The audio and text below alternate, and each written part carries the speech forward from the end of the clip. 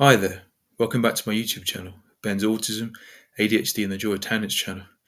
As some of you may know, Zara Sultan and Jeremy Corbyn recently founded Your Party, recently released via email to members a series of draft founding documents. So then, here is my very best attempt as a disabled party member and wannabe YouTuber at contributing some analytical political opinions about them. I've read the first few paragraphs of the introduction to the Constitution and Standing Orders, and, well, the adjective frank caught my eye because of the Smiths song, Frankly Mr. Shankly. This is, I guess, what Christopher Hitchens, one-time member of the International Socialists, which also gave birth to a small but in many senses theoretically rather formidable Trotskyist group, Workers' Power, alluded to in his remark during his 2010 memoir H22 about the stray intellectual classes. Party building maniac Lenin, during his 1918 effort, Left-Wing Communism and Infantile Disorder, refers to social phenomena which help Bolshevism develop, gain strength, become steeled. Indeed, further on into the introduction to the Constitution and Standing Orders document, it is said, no matter what options are deliberated, whether already widely discussed or freshly brought into this process now, our primary aim now is to gather your views to create firm and clear voting options for members at our founding conference. You can let us know, naturally, through the online members portal's functions, what you think, and you'll have the opportunity to meet up and discuss these documents with other members at the dedicated regional assemblies we are organising up and down the nations. Well, firstly, Christopher Hitchens, during his memoir H22, says, punching up polemic against the clock. My own YouTube channel broadcasts every Sunday afternoon, which for me, as a disabled activist, is difficult to keep up, even just by itself. But then factor in the paranoia-inducing fact of being a left-wing political activist, the loony left jibes of the right-wing mainstream media still hurt deep into 2025. Then keeping up with publishing 3,500-word video scripts on YouTube every Sunday, as well as activism, will be hard for me. However, one of the great things about left-wing politics is that it is a specific sphere of human activity in which there is power in numbers. And not only that, but there is also the old English phrase, more than the sum of its parts, which also applies in this context for these aforesaid reasons. Indeed, in Leon Trotsky's The History of the Russian Revolution, he says, but somehow the revolutionaries, they found each other.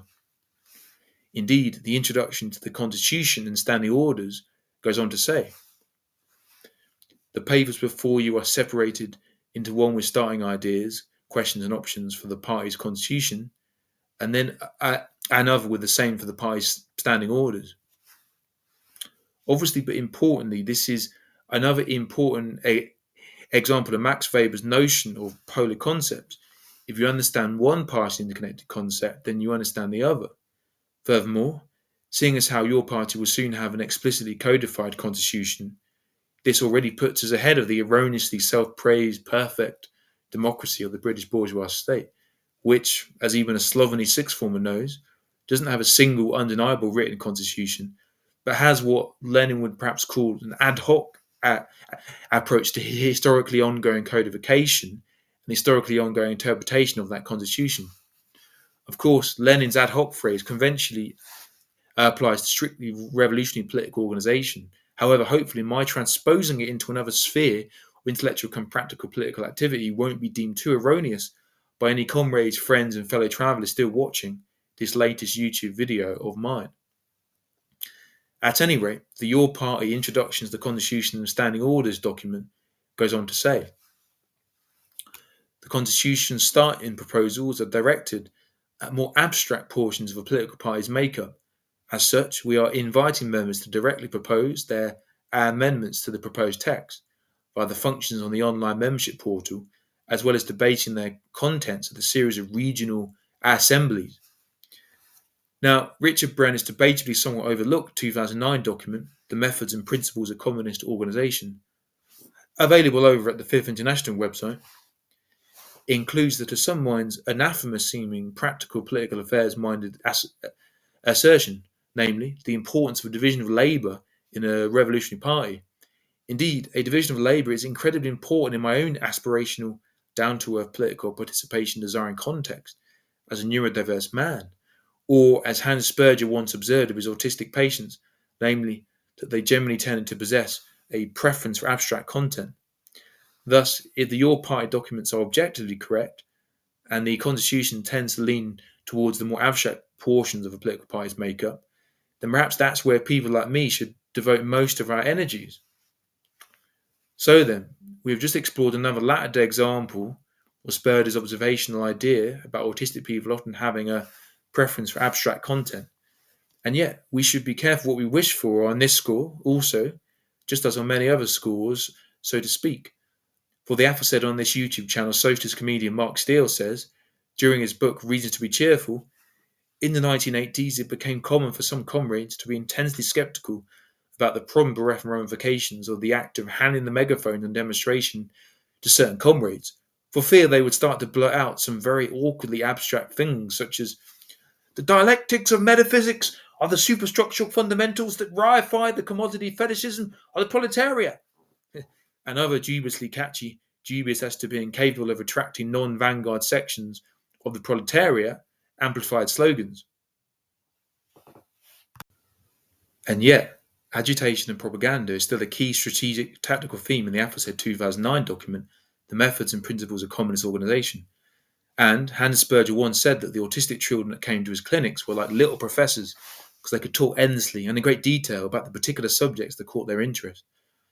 So perhaps autistic people are better suited to preparing and disseminating propaganda, which has traditionally been defined in the revolutionary communist movement as being akin to lots of ideas disseminated to a small number of people, rather than agitation, which has traditionally been defined by that same movement as being a small number of ideas disseminated to a large number of people. Pedantically expansive YouTube channels with predictably very few viewers like this one are then almost theologically suited for propaganda rather than agitational activities. Indeed, in What is to be Done, Lenin makes the hitherto underrated political distinction between the drab everyday struggle and brilliant and complex ideas. Furthermore, additionally, seeing as how it is important to know what one's political opponents are up to, i.e., if we don't do this, they might outflank us, no matter how much we may try to, as the popular saying has it, turn defense into offense.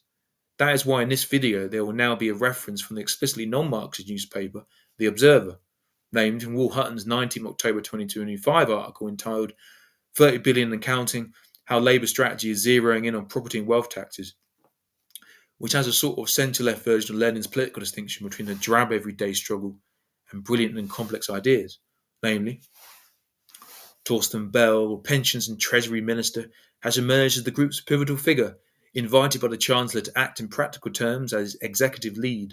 Rachel Reeves has let it be known that she considers him one of Labour's sharpest minds and someone who has seen the budget from both ends, in the room helping to write it, and on the Today programme dissecting it. This is, additionally, the Labour Party's version of combining propaganda, a lot of ideas to a few people, and agitation, a few ideas to a lot of people. But we need our own, more radical version of that. Thankfully, however, there is much evidence flooding in from your party members and activists from all parts of the country that suggest we're not only matching but outflanking the Labour Party on this score. Indeed, Lenin, during What is to be Done, argues that it is politically imperative to never forget that capitalist ideology has been around for longer than socialist ideology, and so is therefore currently in a far stronger position to maintain its intellectual domination over the working class.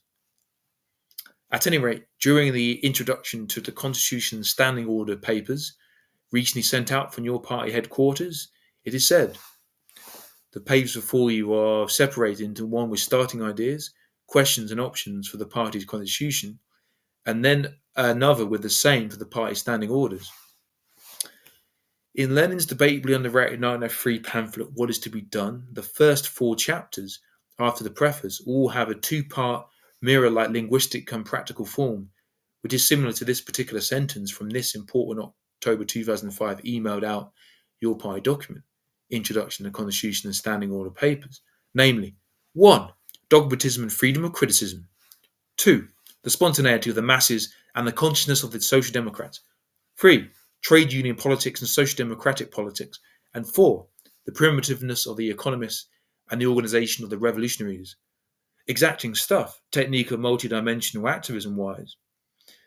And yet, it was with these very thoughts rattling around my neurodiverse brain that I attended the Your Party All Sheffield meeting on Monday, 20th October 2025, And just seconds after stepping into the venue, I met Lee Rock, and then I said, like I do all left-wing meetings I ever go to, that it seems to be comradely, contextual, essential information. Marxism runs in my family, man. At any rate, then I said, my granddad was Paul Robeson's bodyguard. And Lee Rock was like, well, he must have been a bloody huge man because Paul Robeson was a blooming enormous man. Anyway, we chatted away like that, and then I heard Tina Becker announce herself to the person standing next to me. And I was like, ah, Tina Becker, Wheatley Worker, right? And she was like, yes. And in my head, I was like, cool, that's right. Back in my workers' power days, some comrades would sometimes refer to the Wheatley Worker as the Wheatley Wanker. But, of course, I better not blur that out right here and now. Can't afford the scandal, like, say. Mum's down the line, perhaps. She is, after all, an activist in my Crosspool and Crookswater Sheffield Your Party. But, clocking that she had a German accent, I said to her, hey, Tina, you're German, right? And she was like, yes, that's right. And so I was like, hey, Tina, you must have been enthusiastic then about how the German Left Party recently got 8% of the vote in the general election there. And she was like, yeah, but it was actually 9%, which somehow made it even better. At any rate, to cut a long story short, the All Sheffield Your Party meeting on Monday was very comradely, with people from various left groups and people belonging to no left group attending, but not one single person acting in a maliciously sectarian way. This said, Lenin, although he of course found abhorrent the practice of malicious sectarianism, nevertheless also famously begins the preface to What is to be Done with a quote from a letter from Lassalle to Marx, which runs thusly: party struggles lend a party strength and vitality. The greatest proof of a party's weakness is its diffuseness and the blurring of clear demarcations. A party becomes stronger by purging itself. But how, the attentive viewer might ask, does this relate to the aforesaid quote from the Your Party document, Introduction to Constitution and Standing Order Papers?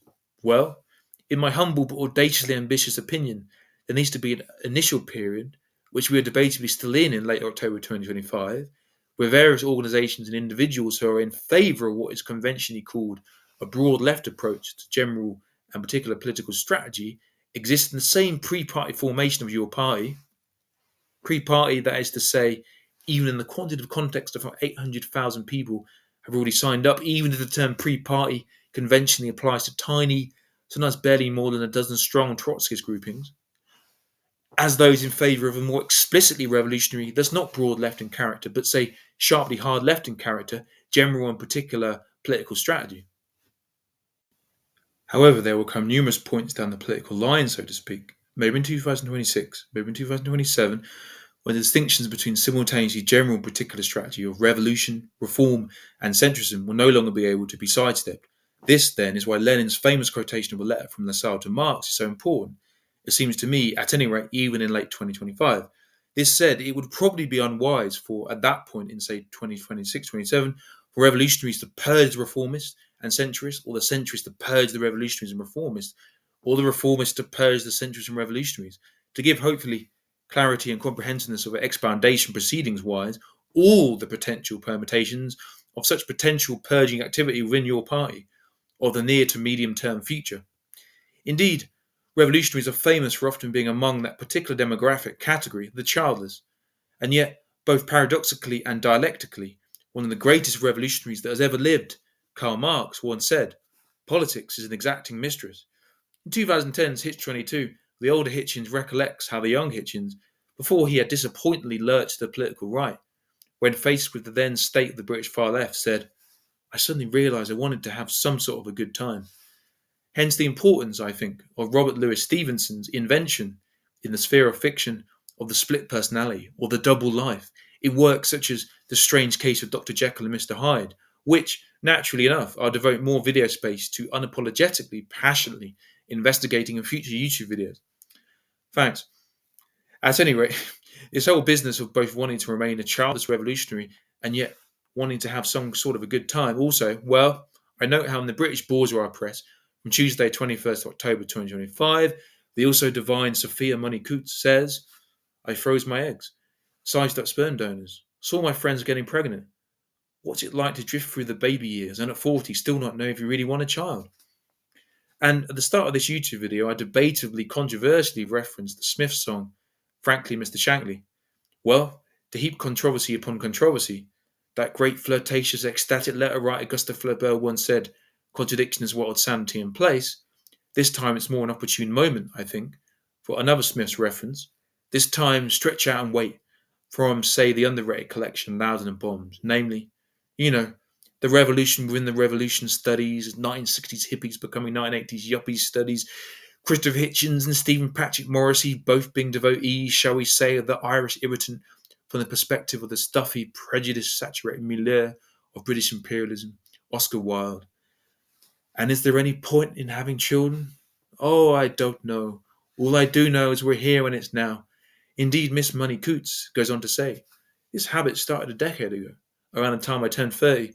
That was when everything changed, or at least it felt that way to me. The subtle societal messaging until then had been, don't get pregnant, don't get pregnant, concentrate on your job, you must be a career woman. Then, almost overnight, it reversed. Quick, quick, find someone, get pregnant now. Again, this is rather debatably what Max Weber would call a polar concept, contradiction holding sanity in place and all that jazz.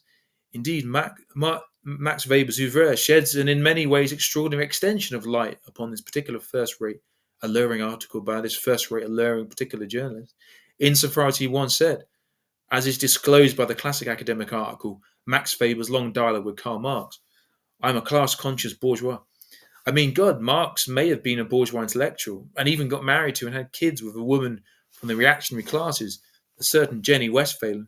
However, then again, as Lenin once said, upon meeting the also prodigious Irish irritant from the perspective of the British establishment, George Bernard Shaw in Moscow in the early 1920s, a good man, fallen among Fabians. Ouch. Indeed, as also ex-Workers' Power member Paul Mason once said, who wants to be middle class?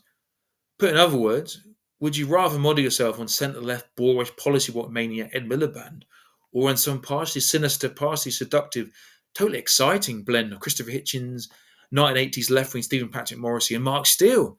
And yet the London Review of Books in 1980 observed that Kingsley Amis, very much a class-conscious bourgeois kind of guy, has in his novels, both paradoxically and dialectically, a partial attack on British bourgeois culture, what the LRB in 1980 called, perceptively I think, the Jim Dixon Walsenstone, but also includes heroes, or perhaps more accurately anti-heroes, who are forever attempting to flirt and or seduce women who originally come from a higher social class than they. This is why I think it's fair to say that Trotsky's documents modelled on what is to be done, such as the methods and principles of communist organisation, are best kept on one's bedside reading table, alongside Robert Louis Stevenson's underrated, however much ubiquitously praised, shilling shocker, The Strange Case of Dr. Jekyll and Mr. Hyde. I went to Leeds University 20 years ago, although in a sense you never truly completely leave your alma mater. Therefore, the sonic philosophy of the song, At Home He Feels Like a Tourist, is etched into my evolving DNA, so to speak, or as Christopher Hitchens avuncularly yet not unaffectingly recommends in 2010's Hitch 22, in an almost pure Stevensonian manner, attempting to keep two thoughts alive in the same mind. W.H. Auden, after all, in the poem Death's Echo, says, the tune is catching and it will not stop, and dance, dance till you drop. This is admittedly what A.C. Doyle would have one of his protagonists call elementary, dear Watson, elementary, insofar as a previously subtle synapse coaxed production of mind, namely the clandestine thrills of A.C. Doyle and classical Leninism, originally published on Facebook in 2023 and 2024, still debatably applies. And yet, despite all fairly ubiquitous subjectively perceptible hedonistic drives and inclinations, nevertheless, paradoxically and dialectically, as Karl Marx once said, politics is an exacting mistress. For sometimes, despite everything, politics is the only game in town. For the aforesaid 2009 document, The Methods and Principles of Communist Organisation, contains arguments in favour of the relatively imminent formation of a combat party rather than, ensuring party political practical devotion to constitutional routine, which surely finds a further historical piece of justificatory evidence in the Guardian article from Saturday, 18th October 2025, entitled US Pressure Forces Delay to Global Shipping Emissions Levy, which runs, under intense pressure from Donald Trump's government, countries have postponed plans to make ship owners pay for the damage they cause the climate. US officials were accused of bullying and intimidation as nations met in London for what should have been the rubber stamping of a decision made months ago to place a small levy on the greenhouse gases from global shipping. Instead, after 4 days of intense wrangling, the US efforts appeared to pay off in a decisive vote late on Friday afternoon at the International Maritime Organization headquarters in London. A majority of countries present voted to put the plans for an emission pricing mechanism on hold for a year. In other words, time is running out for the planet spiraling global climate catastrophe wise. Your party doesn't have much time to sort itself out there. Hopefully, this disabled member's contribution here has added a very small, but still slightly valuable contribution to our great movement's multidimensional cause. For often, our overriding strategic slogan should be as peacefully as possible, but with as much revolutionary force as we subjectively come collectively deem necessary during the decisive moments of revolutionary transformation. And yet, force can be used in artistic revolutions as well as political revolutions. And artistic revolutions, while sometimes being what Steve Coogan would call controversial from sometimes rather Puritan Lenin's viewpoint, nevertheless need to be counter-revolutionary and can even be usefully fellow traveller of a certain variety in character.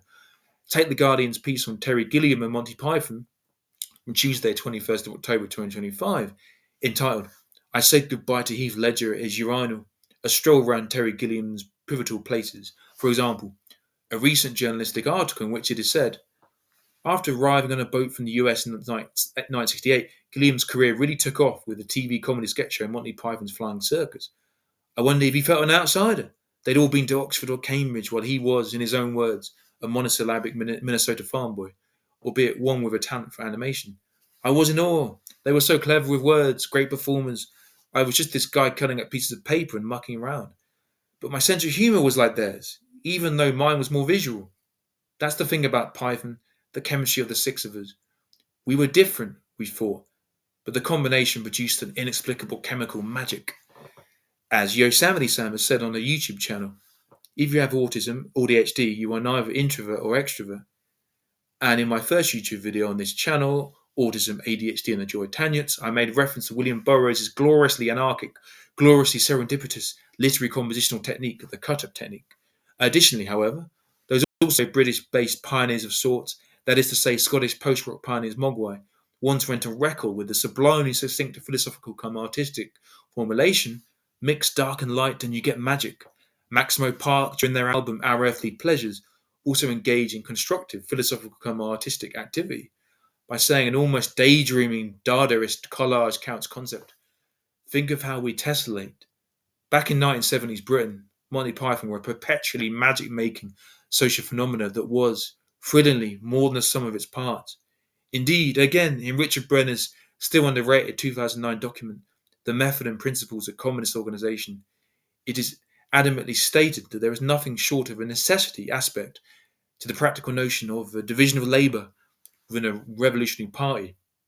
So then, impending post-Trotsky's total football activity, anyone? See you next time.